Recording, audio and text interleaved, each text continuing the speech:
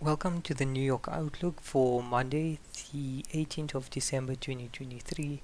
Jumping straight into the charts because there's no economic news for the day, and thus there's nothing to consider in that regard. Yeah, I guess as usual, starting on the 4 hour, what you can see is we're still within this 4H buy to sell wicks. Like I said in the London Outlook, this isn't necessarily high probability. However, it's the only option we really have if we do want to get into trades, specifically for today. In terms of the 4 hour, nothing much has changed since the London Outlook. We have wicked the buy to sell wick area. However, there isn't much to report in this regard as we are still unable to validate the pullback phase for shorts. Given this fact, we can only long for the remainder of the day and likely for this week.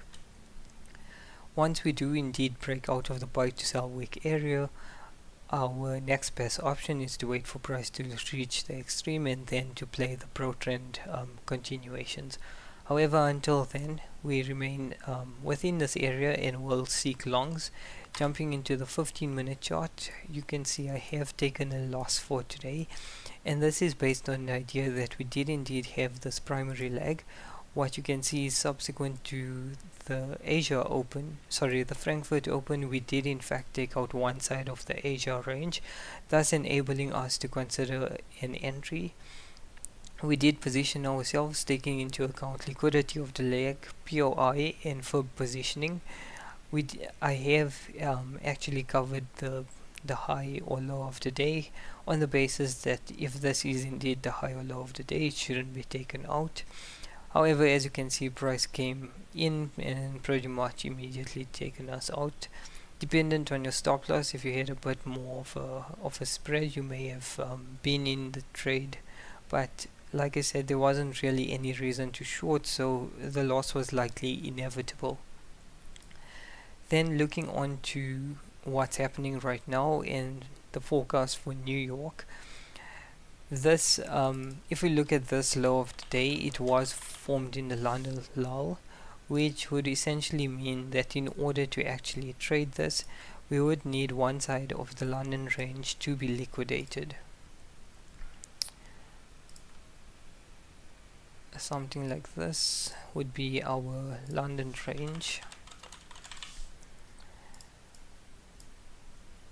Once the London range or one side of the London range is indeed liquidated, then we can consider re-establishing the primary leg, anchoring our FIB to this low of the day and however far price seems to move, and finding an entry in that regard.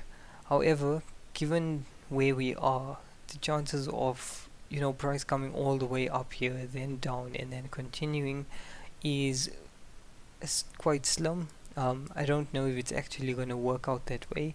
What is more likely to work out is we actually make a New York base low of the day. However, the problem with the New York low of the day is that there will be no news releases to support why there is a New York low of the day, and a New York low of the day will simply be confirmation that we got our daily direction bias wrong and that the daily direction is indeed bearish rather than bullish. The third alternative, which is also not ideal, is in New York we actually just wick the London low of the day right here and then continue upwards and actually validate the primary leg, in which case we can take a long prior to actually taking out the high of the London range. In my opinion, these scenario 1 and 3 are quite low probability and I don't foresee them happening. However, if they do print out, I will take the trade as they do align to my trading plan. However, I guess the argument could be made that this loss could be avoided based on the weakness of this buy to sell wick level on the 4H. However, it's up to you and whether it's actually in your trading plan and to execute accordingly. Other than that, have a good New York session and we'll catch up again for the end of day review.